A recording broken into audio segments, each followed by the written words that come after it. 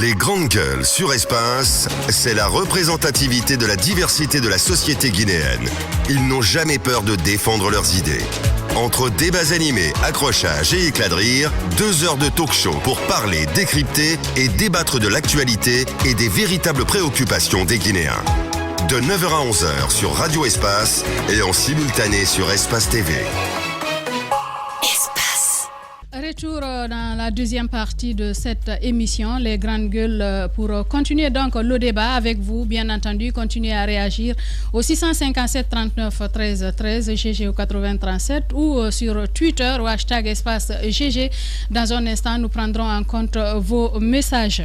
Investiture du président Condé, on en parle encore dans les grandes gueules. Après le discours du chef de l'État, nous revenons sur celui du président de la Cour constitutionnelle, Mohamed Lamine Bangoura, après avoir dressé des couronnes à Alpha Condé a interpellé le locataire de Sékou Touréa sur la mise en place de la Haute Cour de justice. Décryptage à suivre dans un instant dans cette émission. Toujours en parlant de cette investiture, l'opinion a noté l'absence du groupe mythique, le Bembea Jazz National. Les membres ne sont pas contents. Sékou Diabaté dit Sékou Bembea est en colère. Vous l'entendrez dans les grandes gueules si tout va bien. Nous allons la voir au téléphone. Mais avant, vos réactions, bien entendu, sur nos différentes plateformes que nous allons essayer de relayer. Nous allons partir sur Twitter avec Vladimir Poutine qui nous a déjà fait parvenir les tweets. Ousmane Le Noble, bonjour à toute l'équipe. Le régime parle d'une réconciliation nationale, mais les arrestations et les pertes en vies humaines continuent avec une vitesse supérieure. Avec cette allure, le régime met de l'essence sur le feu. Repose en paix, Roger, hashtag espace GG. Alma Diop, MPDG, si la 4e République doit s'ouvrir par la mort de ceux qui s'opposent à ce régime et dans une vague de scandales, de détournements et de corruption, alors qu'il n'y avait pas de raison de parler de gouvernance, de gouverner autrement, il veut dire le dialogue et la vérité sont les seules issues de ce dialogue. Nous partons de ce blocage, il veut dire. Nous partons avec Tché Kourouma Ibrahima qui nous écrit également sur Twitter. Bonjour les GG. Madame Yero, il faut que la justice guinéenne fasse une réflexion de responsabilité et de moralité psychologique, et aussi il faut que le peuple de Guinée prenne sa responsabilité sur la gestion des faits. Que l'âme de Roger Bamba repose en paix. Amen.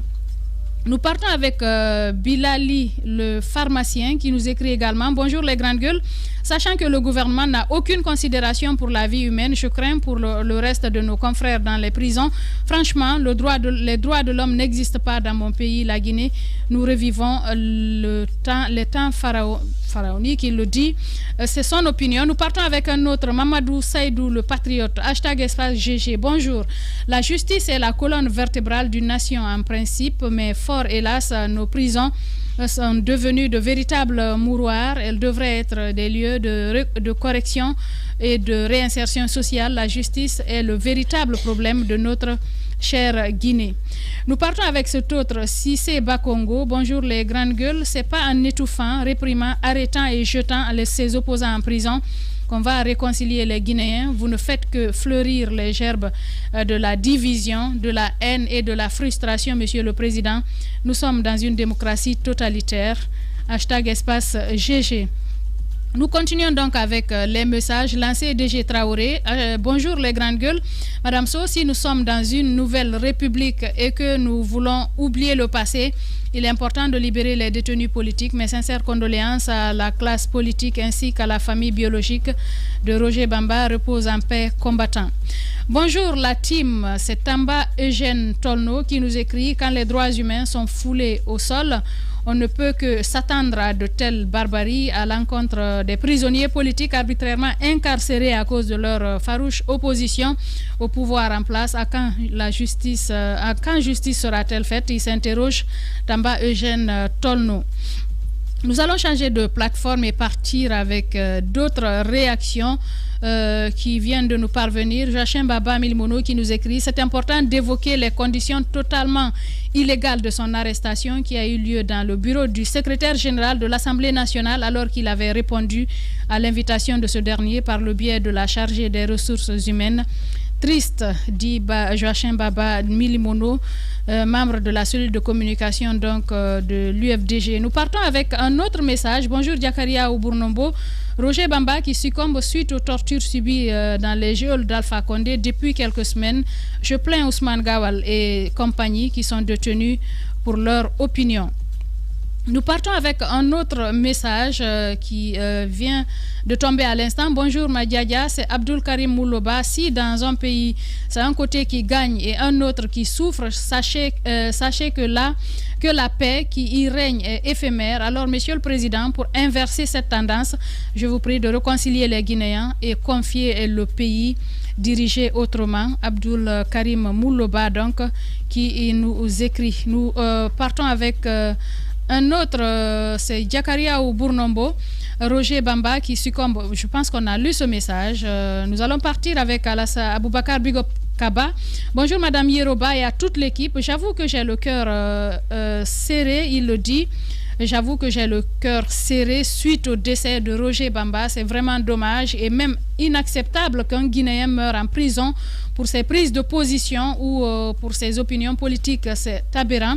Je présente mes sincères condoléances à la famille biologique de Roger Bamba, mais aussi sa famille politique et à toute la jeunesse guinéenne. C'est vraiment triste. Enfin, honnêtement, le discours du président de la Cour constitutionnelle était tout sauf compréhensif avec beaucoup de tâtonnements.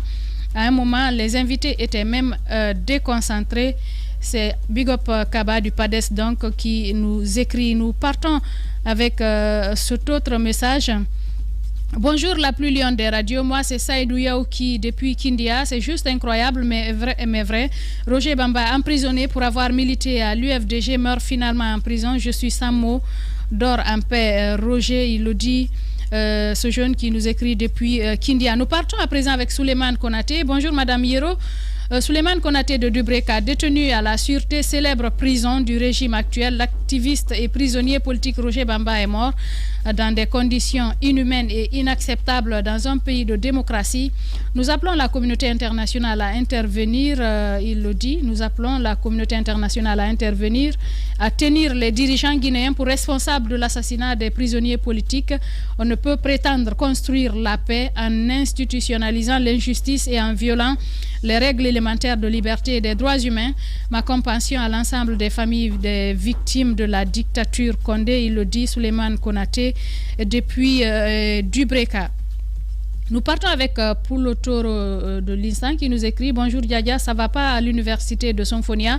Tous les étudiants et étudiantes sont dans les rues pour dénoncer les frais de réinscription dans les différentes universités. Le message est donc passé. Nous partons sur le 657 39 13 13. Bonjour. Avant le retrait du CICR, les détenus étaient entretenus dans les prisons, nourris et habillés, mais malheureusement, ce n'est plus le cas. Ce message n'est pas signé, un message qui nous parvient depuis Bokeh. Bonjour Moussaïro, Roger Bamba était un grand combattant, que son âme repose en paix. Cet autre n'est pas également signé. Bonjour Diadia, c'est M. Djouldé. Voilà pourquoi les Guinéens pensent que la main tendue du président est un simple cinéma. Appelé au dialogue alors que des opposants meurent en prison, c'est dommage. Nous partons avec cet autre message. Si vous appelez en même temps sur la plateforme, ça devient compliqué. On aura du mal à lire vos messages. Bonjour la radio école. Moi, c'est Saïdou Yaouki. Bon, je pense que j'ai lu ce message sur une autre plateforme. Nous allons partir donc avec un autre. Demain aussi, il n'y aura pas cours à l'université générale Julius Nyerere de Kankan tant qu'on n'est pas satisfait. Voilà, c'est toujours ces étudiants qui sont en train de manifester pour la réduction, je crois, des frais d'inscription. Bonjour Madame So, c'est Soriso Inde du modèle. Alpha Condé et son clan ont décidé de tuer tous les opposants à petit feu, mais il faut qu'ils sachent que seul Dieu pourra nous faire taire. Un dernier avant de continuer cette émission. Bonjour les grandes gueules. Franchement, cette nouvelle mandature ne changera jamais les habitudes des deux mandats précédents, car la vocation du pouvoir, c'est la corruption, la démagogie et l'intimidation. Signé Diallo Mamadou Moussa qui nous écrit donc au 657 39 13 13. Nous allons continuer donc cette émission. Daouda Mohamed Kamara, on a évoqué ce sujet donc à l'entame avant de partir avec le sujet de la Cour constitutionnelle. Dans un instant, on va essayer de joindre Selou Dalen Diallo qui va intervenir sur le cas Roger Bamba et sa sortie hier, cette conférence de presse qu'il a animée hier. Oui, effectivement, on a suivi cette sortie de Cellou Dalein Diallo, comme d'ailleurs il fallait s'y attendre. Et il reste droit dans ses bottes et réitère son engagement à se battre jusqu'à sa satisfaction, c'est-à-dire la reconnaissance de sa victoire, la voix des urnes. Et il reste bien à savoir, est-ce que les militants sont-ils sur la même longueur d'onde que lui désormais? Est-ce que les militants sont-ils prêts à l'accompagner dans cette dynamique? C'est une question qu'on pose aujourd'hui, au point que Alpha Condé a prêté serment avec toutes les forces qu'il a aujourd'hui de maintenir les gens terrés dans les maisons, notamment sur l'axe et à Walindara et autres, particulièrement à Walindara. Et quand le général Bafoué dit qu'on ne viendra plus à Walindara les bras ballants comme il l'a dit, et il faut s'attendre désormais à une sorte une dynamique qui amène à terroriser. Mais davantage. Les gens sont terrorisés, Daouda. Non, j'ai dit davantage. J'ai dit à terroriser davantage les citoyens, et cette dynamique, elle est bien engagée parce qu'on a vu le jour de l'investiture, quand moi j'ai posé par exemple la question au ministre de la Sécurité de savoir est-ce que ils ont connaissance de la réussite ou pas de la journée appelée la manifestation de l'opposition. Elle dit que c'est nous qui lui apprenons qu'il y a une manifestation, mais qu'ils ont déployé quand même la sécurité, plus de 3000 hommes sur Conakry pour la réussite de cette investiture. Et après l'investiture, si les énergies sont concentrées à Kaloum pour la sécurisation des invités de l'investiture, maintenant après l'investiture, ça veut dire que les forces vont être redéployées en banlieue, dans les coins chauds de Conakry. C'est bien la question qu'on se pose de savoir, est-ce que Cellou Dalein Diallo sera-t-il entendu par ces militants à reprendre encore les rues quand on apprend encore ces différentes morts, notamment celle de Roger Bamba dont on parle aujourd'hui, qui en est mort pour la même cause? Est-ce qu'il y a d'autres qui sont encore prêts à subir la même chose? Il faut aujourd'hui que, comme je le dis toujours d'ailleurs, la solution, on se retrouve dedans. La solution, je le disais la dernière fois, la solution ultime, c'est avec le président de la République. Il faut qu'il accepte aujourd'hui de rassurer les Guinéens à travailler dans la quiétude pour le développement de la Guinée que de continuer avec le bras de fer. Bien. Djiba Milimono, vous avez également suivi cette sortie de Cellou Dalein Diallo hier, cette conférence de presse qu'il a animée. Oui, c'était tout naturel parce qu'après l'investiture, les regards étaient tournés du côté de l'UFDG parce que c'est son challenger, pour voir d'abord comment il concevait cette investiture et est-ce qu'il est toujours sur sa position, parce qu'il dit que la condition sine qua non aujourd'hui pour aller vers une ouverture, il faut reconnaître sa victoire. Maintenant, moi j'aimerais tout simplement dire une chose. C'est vrai parce qu'aujourd'hui on parle de cette sortie de Cellou Dalein Diallo. On a cité les cas anonymes au niveau de la maison centrale. Vous avez les mineurs. On n'oublie pas ces mineurs parce que certes on parle aujourd'hui des opposants, mais il y a aussi des mineurs qui ont été arrêtés. Donc c'est le lieu d'interpeller le ministère de l'Action sociale qui, à mon sens, en 2017, je me souviens, avait une convention entre le ministère de la Justice, le ministère de l'Action sociale, mais aussi de la Sécurité par rapport à ces données. Donc il faudrait faire un plaidoyer pour ces mineurs, parce que n'oubliez pas qu'au niveau du couloir central, là aussi il y a une surpopulation. Donc ces mineurs qui attendent leur procès, il faudrait accélérer les choses.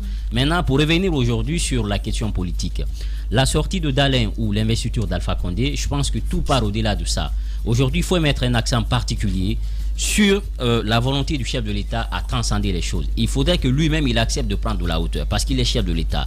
Je me souviens de ce discours des hommes en robe noire le jour de l'investiture, lorsqu'ils disent que vous devez être aujourd'hui, à cause de votre responsabilité, un chef juste et égal. Un chef juste et égal, ça veut dire tout simplement vous êtes le président de ceux qui ont voté pour vous et ceux qui n'ont pas voté. Donc l'un dans l'autre, il faudrait que le chef de l'État comprennent une chose, qu'il y a une bonne partie de la Guinée aujourd'hui qui se recommande de ces acteurs politiques qui sont en détention, qui s'identifient à eux. Donc ceux-ci sont ses citoyens. C'est ça être un chef juste et égal. Donc il faudrait qu'il prenne en compte tout cela et qu'il accepte de prendre de la hauteur. Parce que n'oubliez pas, comme dirait l'autre, si la vie d'un homme va de 0 à 100, la vie d'un peuple est infinie. Alpha, il va passer, mais tout cela, on va l'imputer ce qui est en train de se passer aujourd'hui. C'est sa responsabilité qui est engagée en tant que chef de l'État. Ses ministres ne seront pas cités. Celui de la sécurité ne va pas être cité. Celui de la justice ne sera pas cité, ni le Premier ministre. C'est le chef de l'État qui va être mis à l'index. Donc, il y a la question de l'imputabilité qui est en jeu. Il y a sa responsabilité également. Donc, il faudrait qu'il transcende les choses, qu'il accepte de façon claire et franche qui tendent la main à Cellou Dalein Diallo. Je pense qu'aujourd'hui, certes, Cellou, il est camponné sur une position, mais s'il y a une ouverture, si le président a la volonté et cette main tendue, elle est franche, je pense que l'opposition peut aussi bouger sur la ligne et accepter d'aller vers un débat. C'est ce qui est sollicité aujourd'hui. On ne peut pas engager le développement qu'il veut sans la paix. Et cela n'est possible d'abord. Il y a un avenant qui est là. Il faut qu'il libère ces hommes qui sont en détention. On l'a dit, tout commence par là. Il faut libérer Gawal, il faut libérer Abdoulaye Ba, il faut libérer l'honorable Cellou, il faut libérer ces hommes politiques et surtout la société civile. Parce qu'on parle des politiciens. N'oubliez pas les Fonike Menguer qui sont toujours en détention. Donc il faut faire une ouverture, ce qui va amener le FNDC et l'opposition de l'autre côté à accepter d'aller autour d'une table pour dialoguer. Donc la solution, c'est le chef de l'État qui le détient. Gouverner autrement, c'est accepter les autres avec leurs différences, c'est accepter une opposition dans un pays. C'est ça aussi gouverner autrement. Bien, Antoine Kourouma, nous avons Elhadj Cellou Dalein Diallo en direct chez les Grandes Gueules. Oui, Elhadj Cellou, bonjour. Bonjour. Et voilà, l'actualité, c'est bien sûr la mort annoncée hier de Roger Bamba, l'un de vos fervents militants. D'abord, dites-nous comment est-ce que Cellou a accueilli la nouvelle. Écoutez, vous ne savez sans doute pas la proximité que j'avais avec Roger Bamba. C'est un garçon qui était très proche de moi. On est très très liés, si bien que je suis profondément par sa mort. Par sa mort d'abord, en tant que croyant, on peut tous mourir lorsqu'on est rappelé à Dieu. Mais les circonstances dans lesquelles Roger Bamba est décédé, il y a 2 semaines qu'il est malade. Il n'a bénéficié d'aucun soin. Ils ont attendu qu'il soit sur le point de rendre l'âme pour l'amener à l'hôpital. Rappelons les circonstances de son arrestation, sans aucun motif, sauf sa proximité connue avec Cellou Dalein. Il travaille à l'Assemblée nationale. C'était dans le groupe parlementaire de l'UFDG depuis qu'on était là-bas. Alors, la directrice des ressources humaines l'appelle, il dit que le secrétaire général du Parlement veut le rencontrer demain à 9h. Il se présente à 9h, le secrétaire général sort, appelle la police vient le prendre. Alors, il est incarcéré dans une cellule de 7 mètres carrés avec 9 autres personnes. Il est tombé malade il y a 2 semaines. Il gémissait. C'est à la dernière minute hier qu'ils l'ont évacué à l'hôpital. C'était trop tard. Il est allé en fait à l'hôpital pour mourir.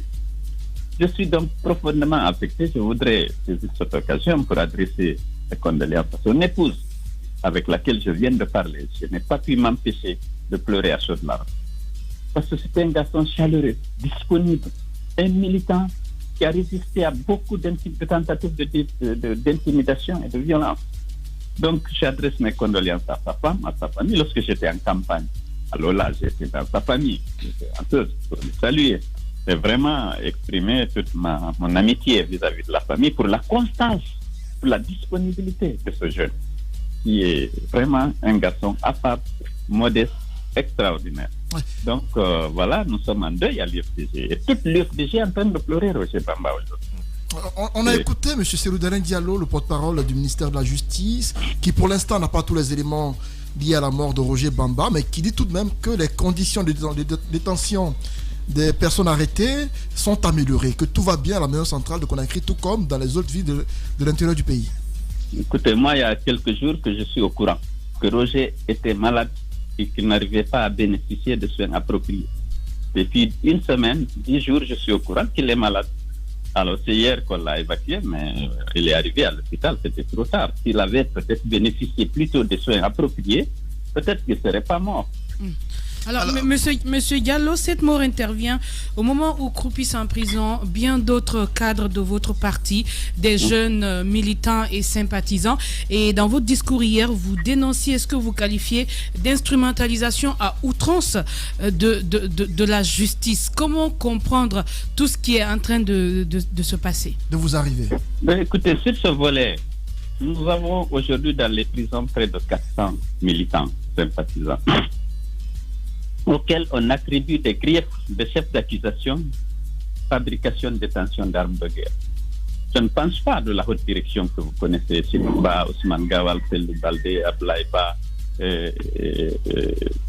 Étienne Sorokobi, qui ont été arrêtés et auxquels on reproche d'avoir fabriqué des armes et d'avoir fabriqué et de détenir des armes de guerre. Mais il y a 400 jeunes qui ont été raflés comme ça, sans aucun motif valable, parce qu'ils sont UFDG. Les Médecins Sans Frontières, c'est sa proximité avec moi qui lui a coûté sa liberté. Et vous savez, Ismaël Condé, c'est son adhésion à l'UFDG qui lui a coûté aussi sa liberté et peut-être son poste de maire. M. Alpha Condé, un journaliste, me posait que c'est un problème personnel. La haine est visible. Et il ne veut pas que surtout les ressortissants d'autres ethnies, lorsque des jeunes sont très actifs auprès de moi, il faut naturellement leur faire payer ça. Ismaël Condé, vous les avez suivis. Aujourd'hui, on a tellement de prisonniers. C'est pourquoi je dis que M. Alpha Condé, lorsqu'il parle de fait d'oublier le passé. Mais tous ces gens-là, ils sont en prison. Monsieur Cellou Dalein, Monsieur le Président de la République, lors de son investiture ce mardi, a demandé aux Guinéens d'oublier ce passé qui divise et de regarder peut-être un avenir plus radieux qui pourrait rassembler les Guinéens. Est-ce que vous vous sentez concerné par cet appel? Non, pas du tout. Pas du tout, je ne me sens pas concerné par cet appel. Je ne voulais pas répondre à cette question parce que, croyez-moi, je suis dans un deuil profond. Je suis profondément affecté des conditions dans lesquelles Roger Bamba est décédé. Je dis que la vie appartient à Dieu, mais quand même, le petit ne devait pas être en prison. Il n'a fait aucune faute, sauf qu'il est très visible comme un activiste de l'UFDG dans les débats, dans les médias, c'est tout. Oui, Roger Bamba, c'est vrai, nous qui animions des émissions interactives, en tout cas les journalistes le connaissent bien. C'est aussi la mort de celui qui a attiré l'attention même des adversaires politiques, notamment du RPG Arc-en-Ciel, qui inondent aujourd'hui les réseaux sociaux avec les compassions à sa famille politique, mais aussi biologique. Et Roger Bamba, les autres sont aujourd'hui en prison. Est-ce que vous avez connaissance aussi d'éventuelles maladies, d'éventuels cas de maladie sur eux, ou comment vous faites pour au moins leur prise en charge? Mais on n'a aucun moyen de les aider. On n'a même pas accès, ils n'ont même pas droit à la visite. Les hauts responsables du parti qui sont là, ils n'ont même pas eu le droit à la visite des hauts responsables du parti. Ils n'ont pas droit, on apprend, parce qu'il y a toujours ici, l'information circule. Moi, j'ai appris il y a une dizaine de jours que Roger est sérieusement malade, mais qu'il ne bénéficiait pas de soins. Mais je n'ai aucun recours contre Alpha et son système. Puisque la justice est vraiment complètement instrumentalisée, comme j'ai dit. C'est que nous vivons aujourd'hui, les éléments que nous cette instrumentalisation à la justice, lorsqu'il veut éliminer cette politique, mais on lui accorde de crimes, et c'est comme ça qu'aujourd'hui, il y a près de 400 personnes à la prison d'Alpha, des militants de l'UFDG. Okay. Alors, monsieur Diallo, vous êtes convaincu que ces personnes arrêtées sont arrêtées simplement parce qu'elles sont proches de vous ou qu'elles militent pour vous. Dites-nous, en même temps, cette justice que vous dénonciez, vous n'y croyez pas, et beaucoup d'autres aussi. Dites-nous, est-ce que parallèlement, il y a des tractations pour quand même arriver à la libération de ces des détenus, ne serait-ce que certains qui ont quand même présenté des signes de maladie? Est-ce qu'il y a parallèlement des tractations? Écoutez, le vieux qui avait été torturé au moment de son arrestation, on a appris qu'il était mourant. On n'a rien là aussi, ils ont attendu. Le vieux, lorsqu'il était sur le point de mourir, ils l'ont envoyé à Yassine.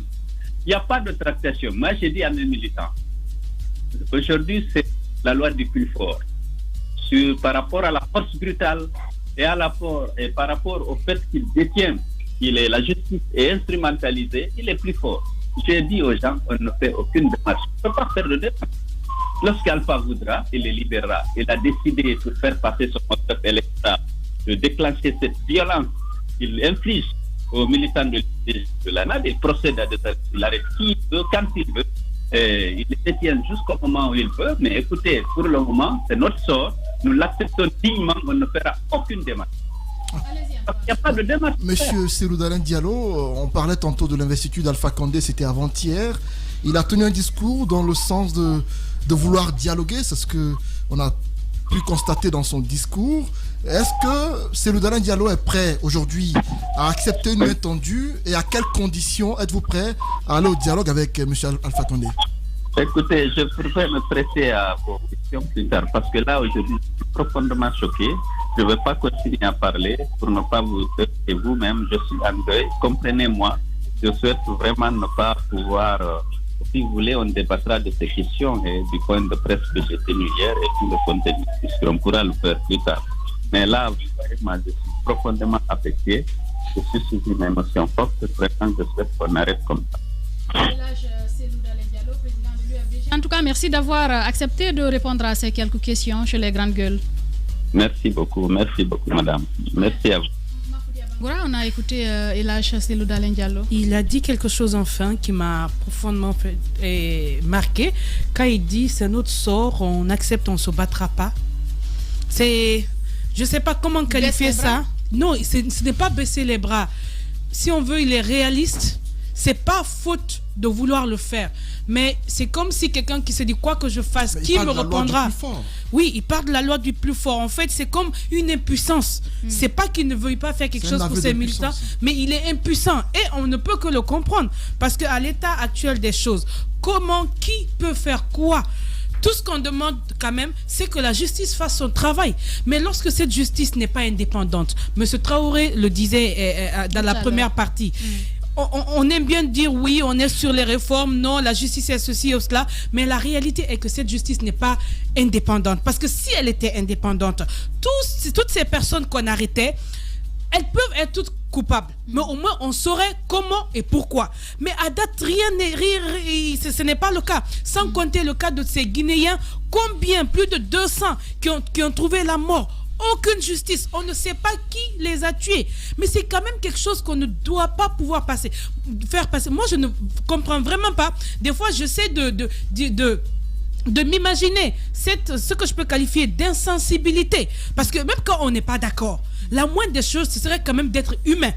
D'être humain et de se dire que ce sont des Guinéens qui ne sont certes pas d'accord avec moi, mais qui ne méritent pas ce qui se passe. C'est ce qui fait aussi la démocratie, Mafoudia. Justement, donc il faut quand même qu'on laisse la main libre à cette justice. Bien. Il le faut. Djiba Mimono, à cette allure, à votre avis, comment établir le pont? Parce qu'on a écouté Cellou Dalein Diallo, qui pratiquement ne voulait pas répondre à cette question évoquée par le président de la République, qui demandait d'oublier le passé. Pourtant, il faut pouvoir établir le pont, mais comment? Dans quelles conditions? On est dans un cul-de-sac. Les choses sont bloquées et on a toujours dit ici et on a dit normalement la personne qui avait la clé de cette situation, c'était le chef de l'État, sauf que le président Alpha Condé, il est toujours fidèle à lui-même. On s'attend à ce qu'il, lorsqu'il fait ses sorties, on voit que c'est un chef d'État qui donne l'impression de gouverner son pays en respectant surtout les valeurs démocratiques aux yeux de la communauté internationale, sauf qu'aujourd'hui, dans la réalité des choses, nous sommes en Guinée, dans un pays où ceux qui ont des voix dissonantes sont tous systématiquement mis au pas, et donc il faudrait sortir un peu de cette approche. Il faut que le président Alpha Condé comprenne une chose: tout ce qui est en train de se passer dans le pays, il est de sa responsabilité aujourd'hui de prendre une décision pour libérer ses détenus. Parce que comme on l'a dit, il faut qu'il soit un président juste et équitable. Cellou Dalein Diallo, moi j'ai dit aux gens, lorsqu'on me dit ils n'ont pas de stratégie, c'est parce que les rapports de force ne sont plus les mêmes. Bien. Aujourd'hui, c'est et d'ailleurs, le président qui dit vouloir travailler, s'il veut travailler, il faut qu'il baisse les tensions. Tant que la tension... Non, mais on ne peut pas travailler dans un contexte comme ça. Il dit qu'il veut faire avancer les choses, mais il y a la tension. Comment est-ce qu'on peut travailler dans ça? Moi, je l'ai dit la dernière fois. J'ai dit la clé de voûte aujourd'hui, c'est le président de la République.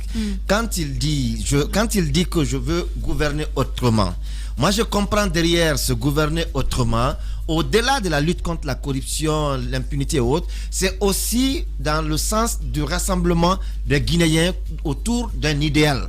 Et cet idéal, moi, j'ai dit qu'il a aujourd'hui une bonne fenêtre ouverte de 6 ans, sans manifestation, sans tracasserie, mais c'est pour aller dans le sens du travail. Et cela ne peut être possible que lorsqu'il accepte de travailler avec tout le monde, pas que de les avoir dans le gouvernement, mais c'est d'apaiser la cité. Effectivement, pas de travailler dans le même gouvernement, mais c'est d'apaiser.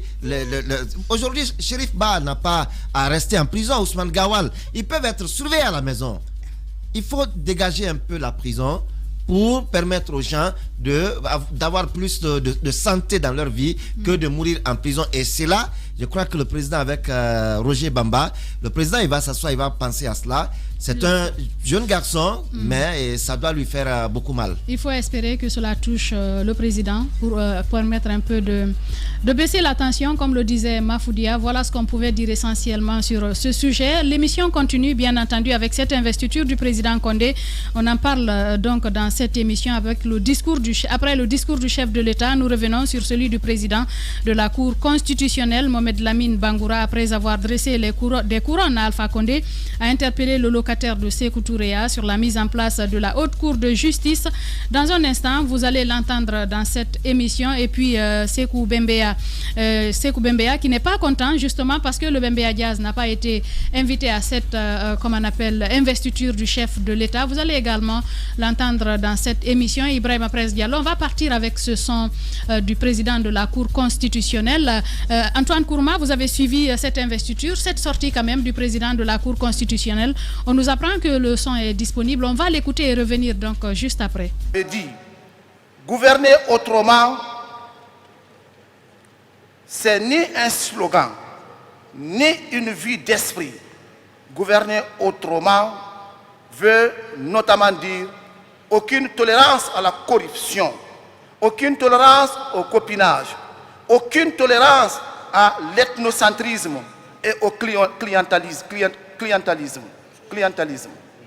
Oui, Monsieur le Président de la République, pour gouverner autrement, il est important s'astreindre à faire peau neuve. Une épée de Damoclès doit rester suspendue et prête à trancher le nœud gordien de la malgouvernance incarné par certains grands commis de l'État. Gouverner autrement, c'est mettre fin à l'impunité, à l'incivisme et à l'incivilité. Gouverner autrement, c'est davantage de rigueur, d'efficacité, d'efficience dans l'action gouvernementale. C'est choisir les compétences d'où qu'elles viennent. Gouverner autrement, enfin, c'est plus de transparence, de responsabilité, de réduction de comptes, d'imputabilité. Pour le slogan gouverner autrement, je pense qu'il a trouvé le contenu qu'il faut à le ce message, slogan. il faut le dire clairement, est très beau. L'interpellation, le contenu du message, sincèrement, il est beau. C'est juste le rendu qui a des problèmes. Celui qui a rédigé ce discours a pris tout son temps. Je crois qu'il a passé des nuits blanches à l'écrire, mais celui qui l'a restitué, apparemment, n'a pas encouragé celui qui l'a rédigé. Il l'a massacré. Il a massacré carrément le discours parce que même ça met carrément une différence avec le discours tenu par Khalifa Sall à l'époque. Lorsque vous le diffusez, non seulement l'éloquence de l'homme est là, mais c'est limpide le message. Quand vous l'écoutez, vous êtes marqué par le message qui est véhiculé. Mais celui véhiculé par Bangoura, le message, il est plein de sens, mais la façon de rendre le message fait qu'on ne le comprend pas. La façon de rendre à altérer le contenu. Voilà il a notamment interpellé le chef de l'État sur la mise en place de la Haute Cour de justice. Et ça, c'est un message hautement symbolique. Et il lui a rappelé ce que doit signifier pour lui gouverner autrement. Il lui a rappelé qu'il faut mettre faire à la corruption et à tant de pratiques qui gagnent notre stratégie et à beaucoup de choses. Donc je me dis que certes parfois on accuse Bangoura d'être en connivence avec Alpha Condé, mais pour ce cas-ci il a été d'une franchise, on peut le dire sur papier, qui donne à réfléchir. Mais de l'autre côté, sur papier. Les gens savent tenir de beaux discours. Il reste à savoir d'aller de l'abstrait au concret. Vous connaissez Alpha Condé. Il y a tout un océan. Il y a ce qu'on lui dit et à ce qu'il fait. Pour la Haute Cour de justice, n'est pas une première qu'on interpelle là-dessus. Mais je ne suis pas sûr qu'il va la mettre en place parce que voilà, il n'a pas forcément la volonté de changer les choses. Si la volonté y est, on se dit que dans les jours à venir, on pourrait assister à une sorte de travail à l'Assemblée nationale en vue de mettre en place cette Haute Cour de justice à laquelle on s'attend. S'il y a une volonté réelle de lutter contre la corruption, donc ça veut dire que le chef de l'État rapidement doit mettre en place cette haute cour de justice. Parce que n'oubliez pas que conformément à la Constitution, c'est la haute cour de justice qui peut poursuivre soit les ministres ou le chef de l'État lui-même. Donc c'est fait expressément parce que c'est une institution quand même judiciaire autonome qui joue un rôle dans la moralisation de la vie publique. Et vous vous souviendrez, en 2013, l'opposition dans les dialogues, c'était l'un des points majeurs des discussions. L'opposition avait battu le pavé pour qu'on mette en place la haute cour de justice. Ça n'a pas été fait. Aujourd'hui, c'est le président de la cour constitutionnelle qui l'interpelle. Donc ce qui veut dire que la démarche, elle est un peu ambivalente parce que vous ne pouvez pas dire au peuple de Guinée que vous voulez lutter contre la corruption, contre le détournement des deniers publics et refuser systématiquement de mettre en place la haute cour de justice. Parce qu'à supposer que quelqu'un soit incriminé, où est-ce qu'on pourrait le juger? Où est-ce que la personne va être jugée? Donc je pense que le refus aujourd'hui de mettre en place, à supposer qu'elle soit... C'est le cas aujourd'hui, parce qu'on se pose la question où elle peut être jugée si vraiment les faits sont avérés. Les faits sont avérés. Donc pour le moment, il y a toujours la présomption d'innocence, même si le fait avéré, mais ça veut dire que est-ce que la volonté, elle est réelle? Lorsque le chef de l'État dit « je vais lutter contre la corruption », eh bien les ministres vont s'expliquer, leurs enfants et leurs femmes. Si on ne met pas en place cette institution judiciaire, ça veut dire que tout simplement, le chef de l'État tient un discours et que l'action ne va pas suivre. L'action ne va pas suivre. On parlait d'ailleurs de cette frustration également donc de ce groupe mythique Sekou Bembeya qui va prendre la parole avec nous, Daouda Mohamed Kamara, le Bembeya qui n'a pas été invité. Nous l'avons en direct dans cette émission. Les grandes gueules. Monsieur Bembeya, bonjour, Sekou Bembeya. Bonjour mon frère, je suis très heureux d'être avec vous aujourd'hui. Merci. Je suis en colère. Alors, pourquoi êtes-vous en colère? Vous n'êtes pas quand même le seul groupe d'artistes au pays, vous n'êtes pas les seuls artistes, mais le choix étant tombé sur l'ensemble instrumental qui a été porté par Sekouba Kandia Kouyaté, vous vous sentez en colère, pourquoi? Je suis en colère parce que je respecte beaucoup le classement de l'ensemble instrumental, c'est normal, il devait être là. Mais vous devez savoir aujourd'hui, le Bembeya Jazz, les 99% des étrangers qui viennent en Guinée, et tous ont la curiosité de voir le Bembeya, je vous le dis aujourd'hui. Si vous voulez, si vous me donnez le temps, je peux vous dire, je peux citer certains exemples. Allez-y. Par exemple, l'an 2010, on nous a classés quelque part au palais là-bas, par la même occasion, l'investiture du président. On était dans un coin de palais des nations là-bas. Et on est resté à jouer là-bas. Qui était de passage? C'était le garde-corps du président Ibeka du Mali. Il était surpris de voir le Bembeya Jazz là-bas. Après moi, il me voit, il dit c'est mon homonyme ça, parce qu'il s'appelle aussi Sekou. Il dit je cherche à te voir depuis quand j'étais tout petit. Et en même temps, tous les chefs d'État sont en train de demander où se trouve le Bembeya. C'est le Bembeya là qui est dans un trou comme ça ici là. Le monsieur et moi, il a pleuré et moi-même aussi j'ai pleuré. Vous comprenez? Monsieur Sekou Bembeya, à vous entendre, c'est vrai que vous avez des remords par rapport au fait que vous n'avez pas été invité, mais est-ce que vous avez une idée des raisons pour lesquelles les organisateurs ne vous ont pas invité à cette cérémonie? Je ne pourrai jamais le savoir. Parce que, comme vous me donnez le temps de parler, je ne pourrai jamais le savoir. Je peux vous dire déjà un mot de qualifier ce qui s'est passé. Si la Guinée a échappé à un coup d'État militaire récemment, mais la Guinée n'a pas échappé au coup d'État de culturel. Ça, je vous le dis. D'accord. Maintenant, il y a aujourd'hui des explications qui filtrent de part et d'autre. On estime que l'investiture s'est tenue dans un contexte assez particulier. On dit qu'il y avait le coronavirus, donc la prestation artistique a été un peu réduite à l'ensemble instrumental, qui a aussi été créé sous le premier régime, tout comme le Bembeya. Pardon? Alors, on estime que la prestation... Vous ne pouviez pas tous être là. À cause du Covid, voilà.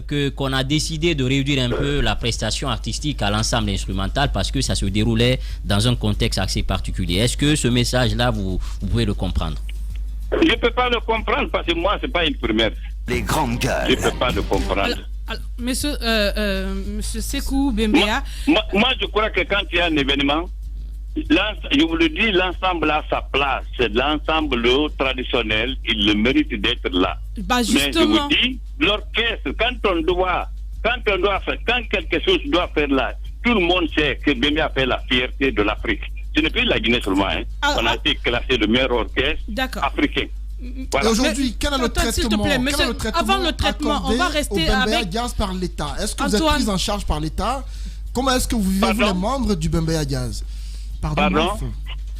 Quel traitement vous est accordé aujourd'hui par l'État? Est-ce que vous êtes pris en compte par les autorités guinéennes? Comment est-ce que vivent les membres du Bembé Diaz? Non, on n'est plus. C'est pas un problème de quoi on est pris. D'abord, le président nous vient de nous accorder. Comment on appelle, un prime de 5 millions, ça, vous êtes au courant de ça. Mais Bembéa, c'est l'orchestre qui est reconnu, c'est pas Bembéa seulement, même les Amazones. Vous laissez les Amazones, les ballets africains. Vous comprenez? Donc, le problème n'est pas là. Alors, justement, M. Sékou Bembéa, qu'est-ce que vous vouliez exactement? Qu'on vous invite, qu'on invite en même temps Bembéa Jazz et l'ensemble instrumental, ou bien on invite seulement le Bembéa Jazz? C'est quoi? Quel scénario vous auriez voulu déjà? Non, c'est que pouvez-vous en même temps adresser un message peut-être au chef de l'État qui peut vous écouter, ou bien à ces organisateurs qui ont omis de vous inviter? Non, parce qu'on n'a plus beaucoup de temps. Mon problème, Yero, c'est de comprendre la position de M. Sékou quand on sait que ce sont tous des Guinéens, ce sont tous des fiertés, et que quand on n'est pas à mesure d'inviter tout le monde, on peut inviter l'un ou l'autre. Je n'arrive pas à comprendre sa colère. Bon, maintenant, ce que je vais vous dire... Dans Bembéa avait sa place, l'ensemble a sa place. Tous les deux pouvaient faire le plaisir au public. Je viens de vous dire que c'est l'orchestre. Tous les étrangers qui viennent, tout le monde pense. Je vous dis, le garde-corps de IBK dit que tous les étrangers, les présidents sont en train de demander. Donc Sékou Bembéa, à votre avis, si on devait retenir qu'un groupe, ça ne devait être que Bembéa, à votre avis?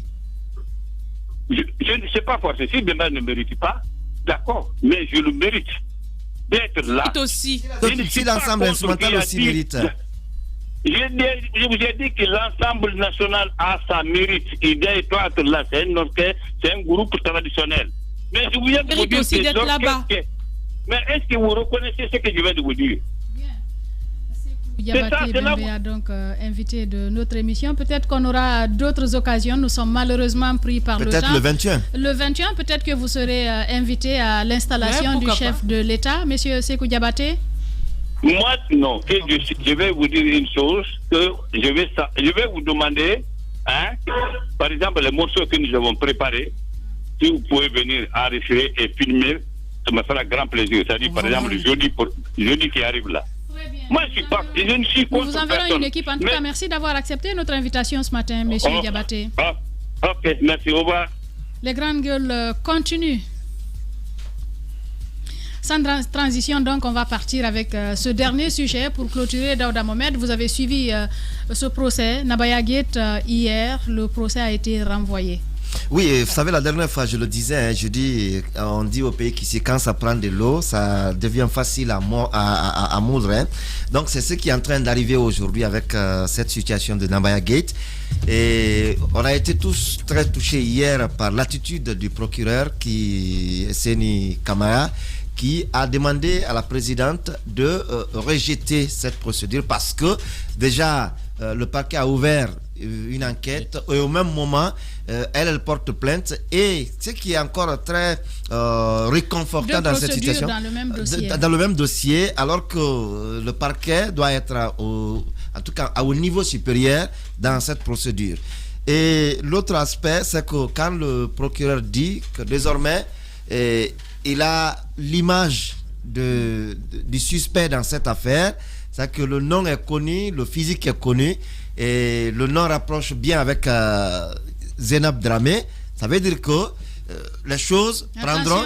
Attention, non, j'ai dit, elle est imprévisible. Elle est imprévisible, mais maintenant on a un visage. On a un visage. On a un visage, et ça amène à se fonder sur cela pour dire que on peut désormais avoir confiance que la procédure proprement dite va commencer. Parce que celle avec la plainte de Zenab Nabaya avec son avocat Maître Dina Sampil, qui n'ont même pas daigné, il faut le rappeler, se présenter à l'ouverture du procès hier. Ni elle ni son avocat. Ni elle ni son avocat, personne n'a daigné se présenter. Voilà pourquoi d'ailleurs le procès a été renvoyé pour le 22 décembre. On attend bien de savoir si au lendemain de l'installation du président, comme c'était au lendemain hier de l'investiture, au lendemain de l'installation du président, si encore Mme Zenab Dramé ou son avocat sera aussi à ce procès pour qu'on sache ce qui se passe. Allez-y, Guiba.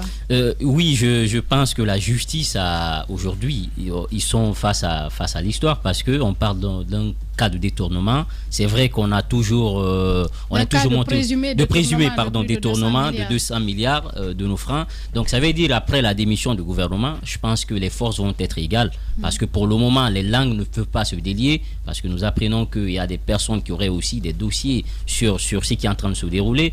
Donc après cette démission, parce que pour l'instant la ministre, même si on dit on a enfin un visage, elle est jugée partie parce qu'elle est dans le gouvernement. Donc il y a une possibilité d'interférer dans les choses. Donc après la démission, je pense que ça peut faciliter aussi le travail de la justice pour aller à armes égales avec les ministres. Si elle n'est pas reprise aussitôt, Mafoudi Abangoura, qu'est-ce que vous pensez de cette première journée déjà?